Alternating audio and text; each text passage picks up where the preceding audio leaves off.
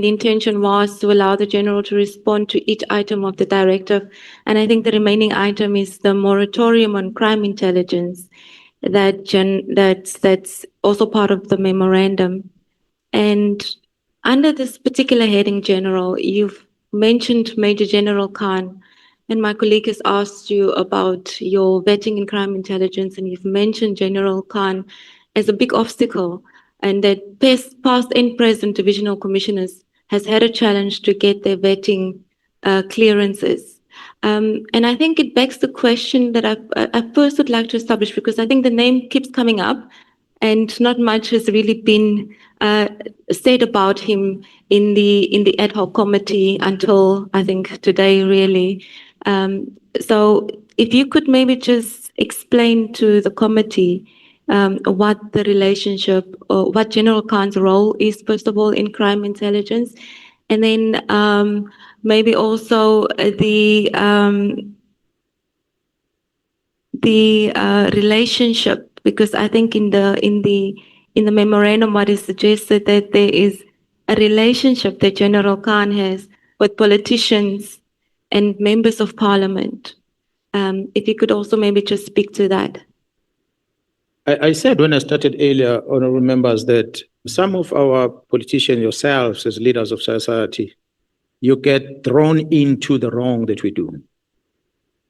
And you get trapped into that. And you end up siding with them when they do wrong. Crime intelligence has always had this type of people that are evil, that do wrong. But they make use of the people in high position, in powerful position, to manipulate. I cite General Khan here for few reasons. One of them is that, and this is something that comes from his own mouth to me at times. Maybe before that, we have seen an amendment of regulations in the South African Police Service over time. Police regulations, employment to be specific, and ranks, to the extent that the ministers in the past changed these regulations because they were influenced by certain things. Minister Mkhwanazi, the late, went against the Constitution of the Republic, where the Constitution says there shall be commissioners in the police. By Minister Mkhwanazi at the time, introduced the rank titles of generals. We are generals today.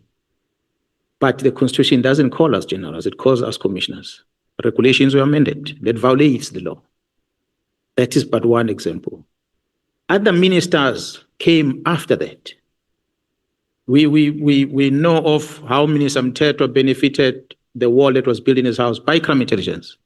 We know the former president with a swimming pool in his house justified by crime intelligence that it is a fire pool, amongst others.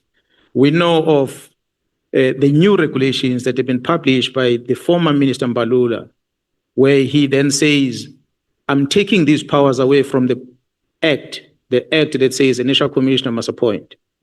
But the minister says you shall not appoint on senior management, not unless you consult me. That's what Mr. Mkhwanazi used to freeze this post.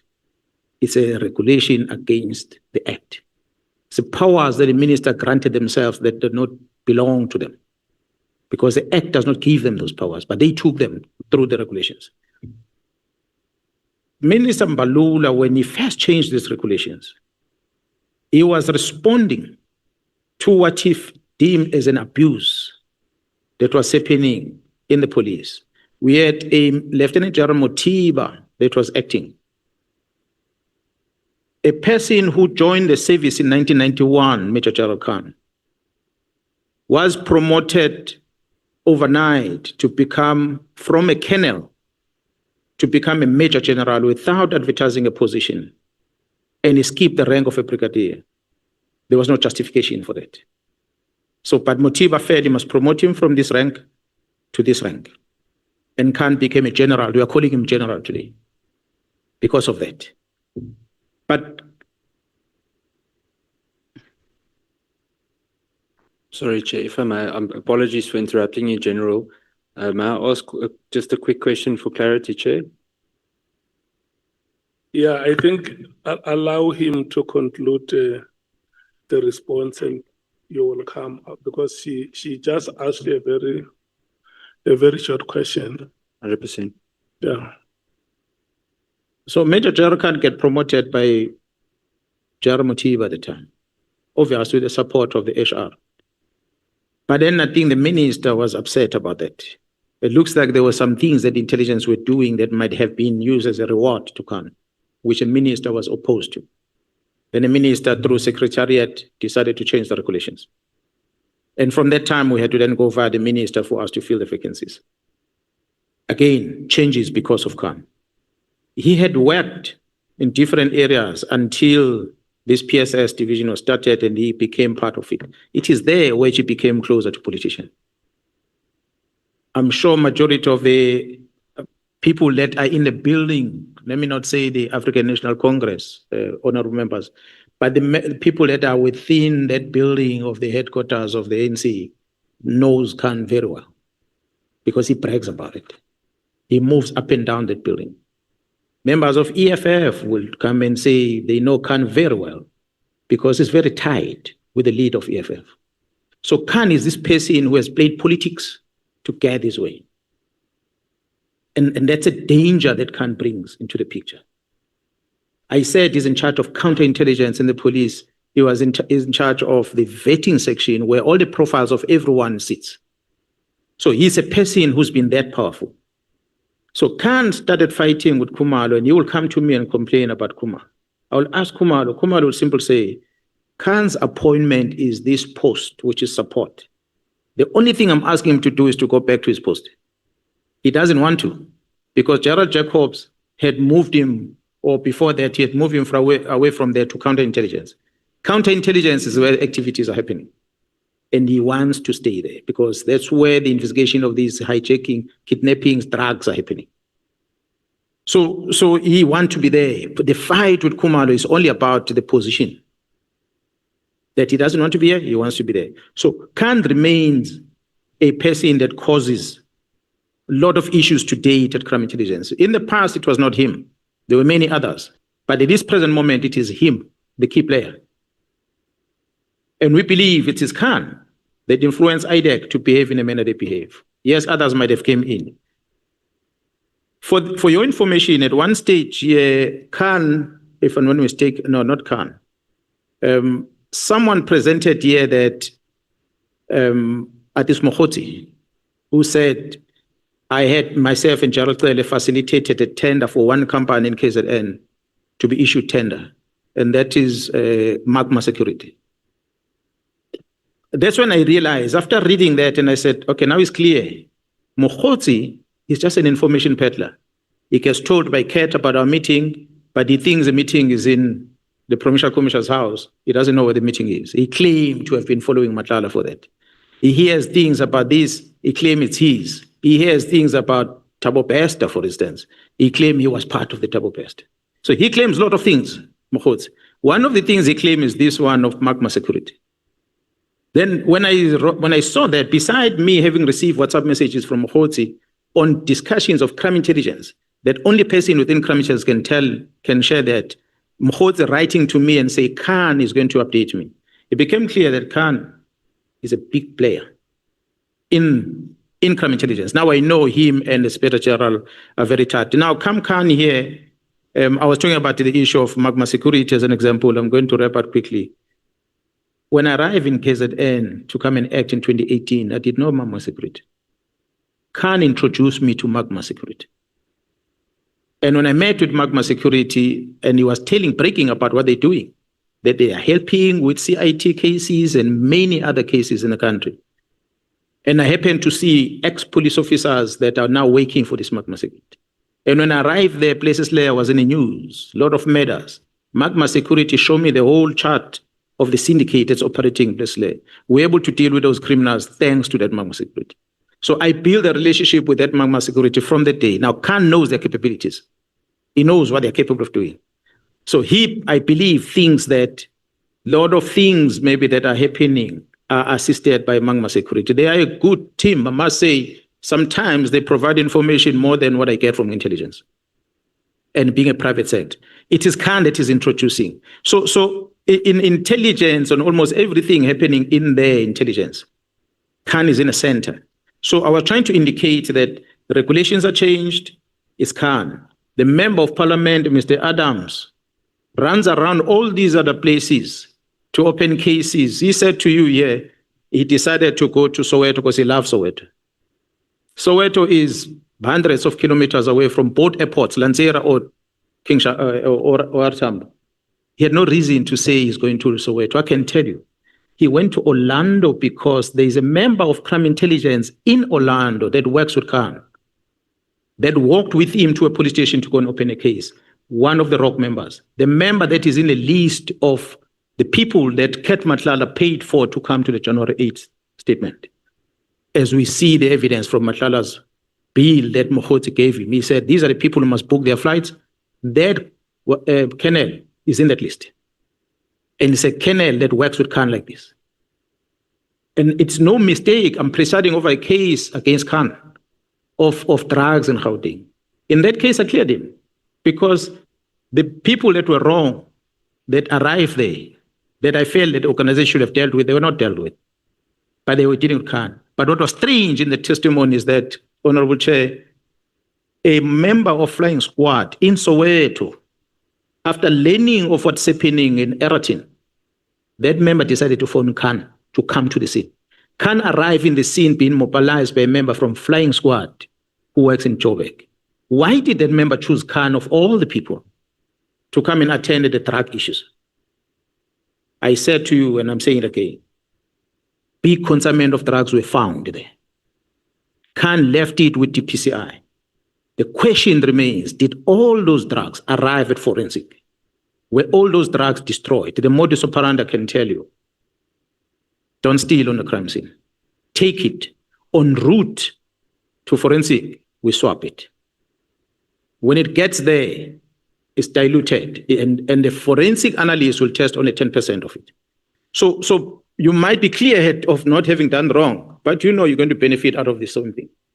So in all what is happening that we see nowadays, honorable members, information lending with the honorable members from crime intelligence, it comes from that office that still has Gerald Khan in the mix.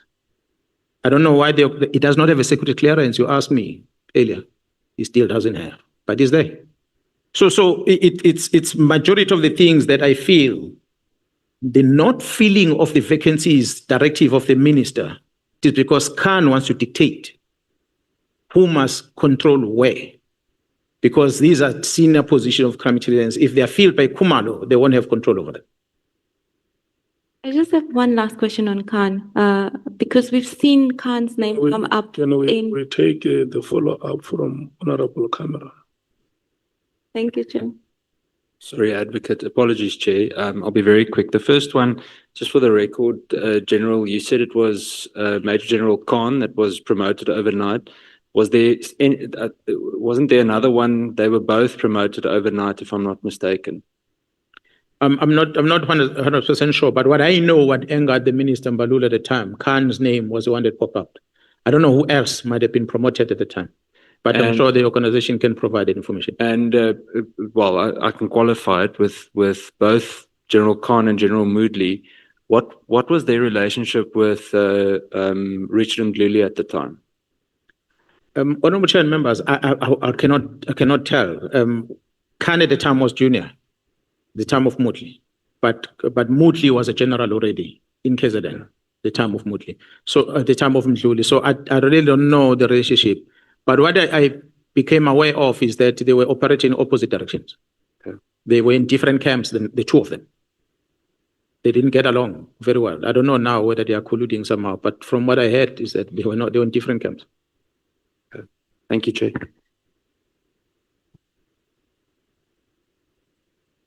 My closing question, Chair. Yeah, it must be the last. Yes, Chair.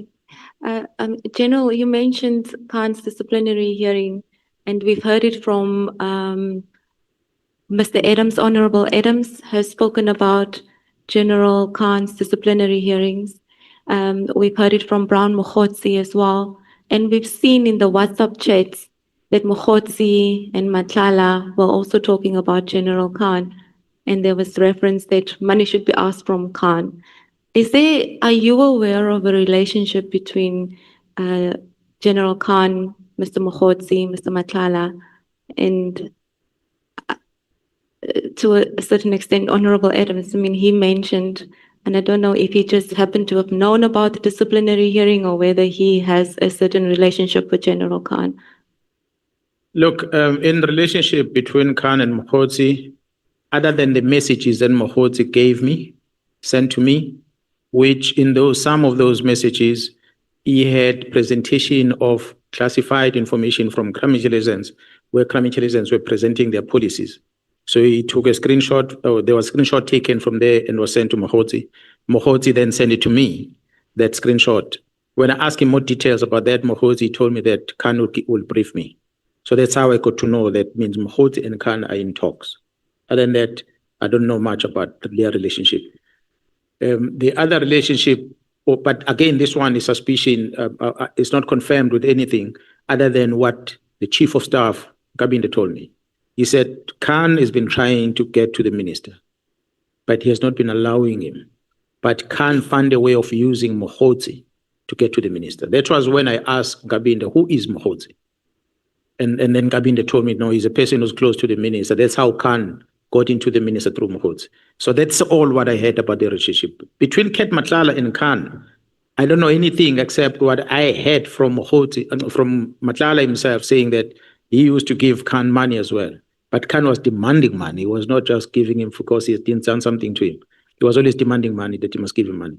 But again, it came from Matlal. I cannot necessarily come and be 100% sure about that. The Khan and, you said it's Mogotsi and Khan and? I asked about Honorable Adams. Or Honorable Adams. Yeah, because you've mentioned him here. What I know between Mr. Khan and Honorable Adams is that where we connected first was this case open in Orlando. That's where we connected. And we connected Mr. Adams with Mogotsi because the person that Mr. Adams went to see in Orlando is the same person that Mogotsi flew down here. That's where we connected them. But beyond that, it's the visits that have been happening at the Inspector General of Intelligence by Mr. Adams and Khan visiting there. That's how we got to know the relationship between the two of them. Those are the relationships that I could confirm that I know of between them. Other than that, Honorable Chair members, there will be a lot of connection from members of crime intelligence with other players that might be associated with Mr. Adams. I made mention earlier of Mr. Adams having traveled to KZN, the facilitation and the whole trip, how it came about. It involves people from this intelligence community and the police. Thank you, Chair. Thank you so much.